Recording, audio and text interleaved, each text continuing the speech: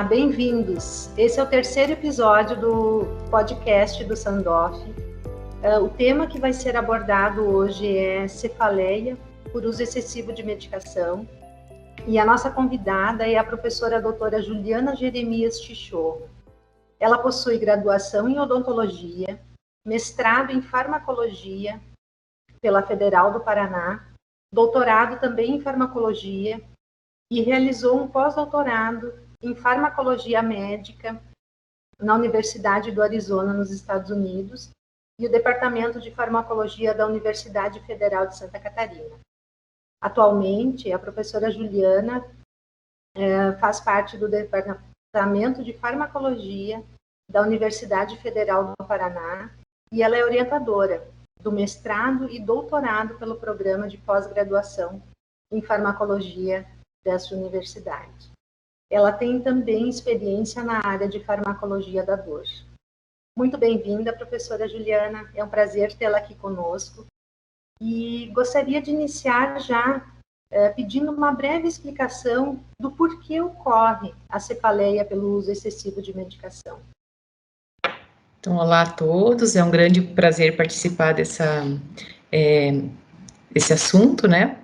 Poder contribuir um pouquinho com alguns esclarecimentos e vou começar então respondendo a sua primeira pergunta. Na verdade, não existe ainda mecanismos, uma fisiopatologia bem conhecida da cefaleia por uso excessivo de medicação. Existem algumas hipóteses. Por exemplo, se acredita que o fator genético ele é extremamente importante. Então, existem alterações, polimorfismos em alguns genes, por exemplo, do sistema dopaminérgico, genes relacionados ao abuso de substâncias, né, que podem contribuir para desenvolver a cefaleia por uso excessivo de medicação.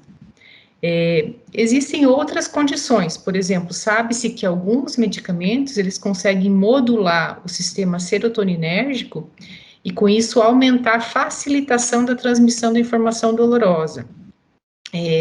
A gente precisa entender também que, quando se tem uma cefaleia por uso excessivo de medicação, geralmente ela decorreu porque existiu um período prolongado de dor, né?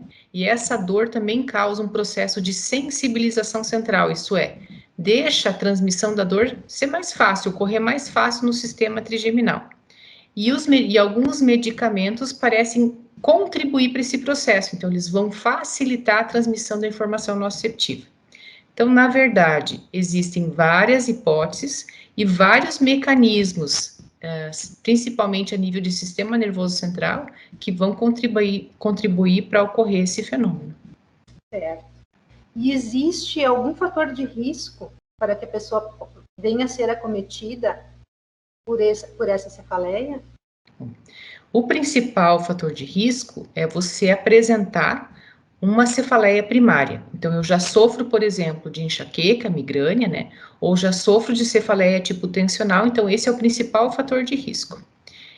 Isso vai o quê? Fazer com que se forme um ciclo. Você tem crises frequentes dessas condições e acaba tratando isso com os analgésicos que passam a ser utilizados excessivamente, visto que você tem uma frequência grande dessas crises, né? Então, principal fator de risco é você ter essas condições pré-existentes. Além disso, né, existem estudos que mostram que mulheres sofrem mais da cefaleia por uso excessivo de medicação, principalmente na faixa entre 40 e 50 anos. Então, essa é a principal população que é atingida, né? Existem outros fatores de risco, por exemplo, se tiver depressão associada, né? Histórico de abuso de substâncias na família, histórico de enxaqueca na família, obesidade também pode ser um fator de risco, e alguns outros hábitos, por exemplo, uso abusivo de outras substâncias, né? Ou mesmo ansiedade, comportamento do tipo ansioso, ansiedade, comportamento do tipo compulsivo, que podem aumentar o risco de desenvolver essa cefaleia por uso excessivo de medicação. Como a doutora comentou, o paciente para desenvolver a cefaleia por abuso de medicação é um paciente que já sofre de alguma dor, né? E quais que são as medicações que podem estar envolvidas no aparecimento dessa cefaleia por abuso de medicação? E, além disso, a gente sabe que muitos países não é permitido o uso da dipirona. E aqui no Brasil nós temos a dipirona e ela é bem comercializada. E em função de muitos países não venderem a dipirona, tem poucos estudos citando a dipirona. Nós gostaríamos de saber se, em relação ao mecanismo de ação da dipirona, se ela também tem um potencial para causar a cefaleia por uso excessivo de medicação. Então, respondendo à primeira pergunta, quais os medicamentos têm potencial para causar esse fenômeno, né? Teoricamente, qualquer medicamento utilizado para tratar uma crise de migrânia, né, ou cefaleia do tipo tensional, tem esse potencial. Se a gente avaliar o documento da International Headache Society, então, assim, existem medicamentos que já está bem estabelecido esse potencial, por exemplo, os derivados da ergotamina, né, que foram os primeiros lá na década de 1930, a se mostrar que eles tinham essa capacidade de cronificar uma dor de cabeça, né, os triptanos, que são drogas de escolha para o tratamento da migrânia, né, anti-inflamatórios não esteroidais, paracetamol, aspirina, tudo isso está bem descrito e já está classificado lá. Além disso, qualquer analgésico não opioide, teoricamente, tem esse potencial. E nisso entraria a dipirona, né? Porque a dipirona é um analgésico não opioide. Pelo fato de ela não ser utilizada em alguns países, por exemplo, nos Estados Unidos ela é proibida, né? Tem a venda proibida. Então, a gente tem menos informação a respeito. No entanto, tem vários países que a dipirona é um dos analgésicos mais utilizados, alguns países da Europa e no Brasil, né? Em um estudo que foi realizado em um centro especializado de cefaleia aqui no Brasil, foi identificado que a dipirona é um dos principais analgésicos utilizados para o controle da dor de cabeça, né?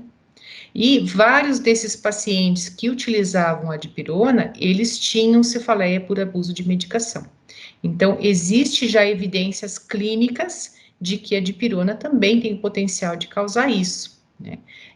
Precisa estudar melhor, inclusive o nosso grupo está interessado nisso, né, em tentar entender melhor os mecanismos através dos quais ela causa essa alteração. Com relação ao mecanismo de ação da dipirona, é uma pergunta bem complexa, né? A dipirona, embora ela ainda entre na classificação de anti-inflamatório não esteroidal, né, isto é, tem a capacidade de inibir as enzimas ciclooxigenases, né? Esse não é o principal mecanismo relacionado ao seu efeito analgésico. Para causar analgesia, então, para reduzir a dor, a dipirona tem vários mecanismos, né? Eu posso citar pelo menos 2 ou 3 para vocês que são de maior importância. Um deles seria que a dipirona é capaz de modular o nosso sistema de opioides endógenos e, com isso, reforçar o nosso controle descendente da dor, tá? Então, ela tem um mecanismo opioide. A dipirona, perifericamente, ela é capaz de ativar canais de potássio na fibra de dor. O que faz essa ativação? Ela faz uma hiperpolarização na fibra de dor, então deixa a fibra de dor mais difícil de ser ativada. Então, é como se ela silenciasse perifericamente as fibras de dor. E, além disso, a gente tem que lembrar que a dipirona ela é uma prodroga. Então, quando ela é metabolizada, ela dá origem a vários metabólitos, muitos deles metabólitos ativos. Alguns desses metabólitos têm capacidade de ativar receptores canabinoides, tanto na periferia quanto no sistema nervoso central. Então, um outro mecanismo que parece ser importante para a analgesia da dipirona é justamente a ativação desse sistema canabinoide. Ok. E nós realizamos, doutora, uma breve enquete nas nossas redes sociais a respeito desse tema da cefaleia por uso excessivo de medicação.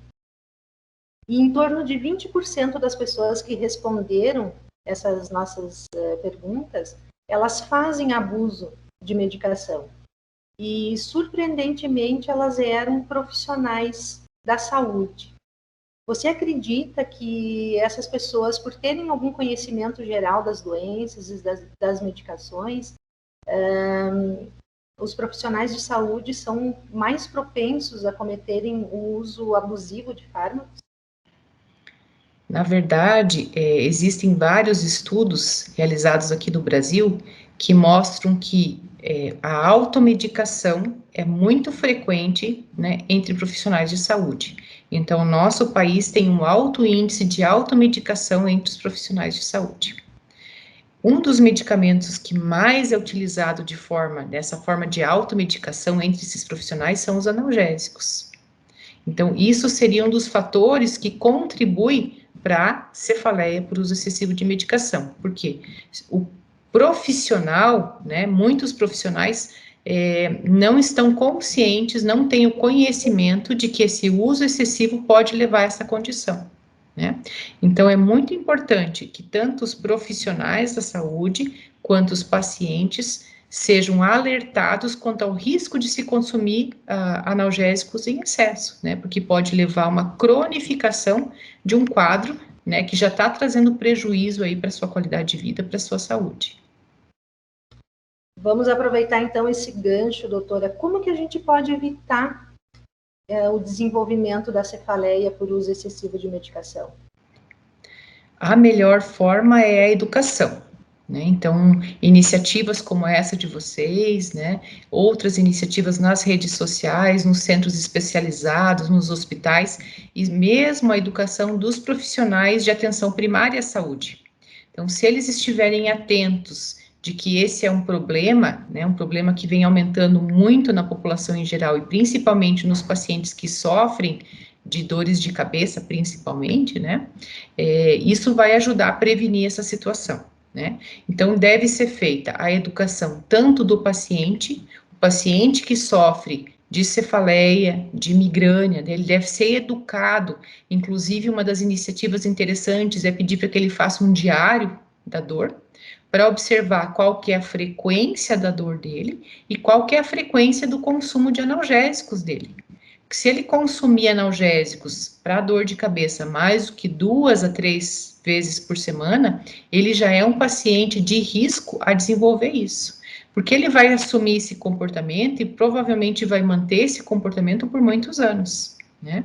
E isso, então, predispõe à cefaleia crônica, né? A cronificação do quadro dele. Orientar os profissionais de saúde, então, porque muitos deles, isso foi feito alguns estudos já, né? Mostrando que eles não estão cientes desse risco.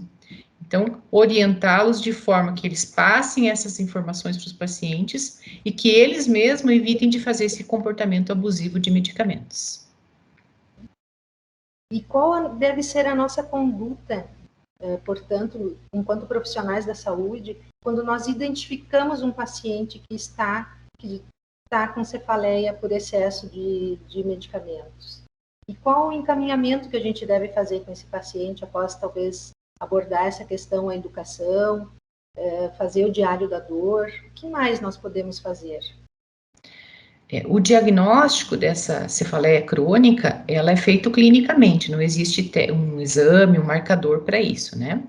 Então, esse diagnóstico, geralmente, ele é feito através do histórico do paciente. Então, o paciente vai relatar toda a história dele, geralmente são pacientes que sofrem por muitos anos de enxaqueca, né? Muitos anos de cefaleia tipo tensional, ou muitas vezes a combinação das duas, né? O paciente tem as duas condições. E ele vai relatar, então, ó, nesses últimos anos, nesses últimos meses, até por conta do estresse da pandemia, né, minhas dores de cabeça pioraram muito e eu estou usando analgésico praticamente todos os dias. Então, já é uma informação muito importante que vai compor esse diagnóstico de cefaleia por uso excessivo de medicação, né. A mudança no padrão da dor de cabeça dele, tudo isso vai compor esse diagnóstico.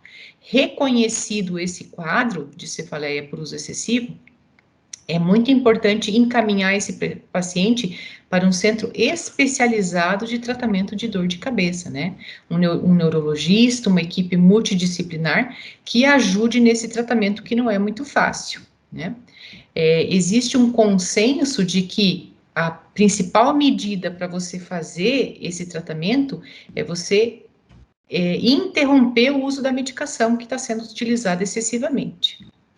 E isso vai gerar o quê? Inicialmente uma piora do quadro do paciente, né? Porque ele já está habituado a, às vezes, acorda já com dor de cabeça e ir lá e tomar o medicamento, né?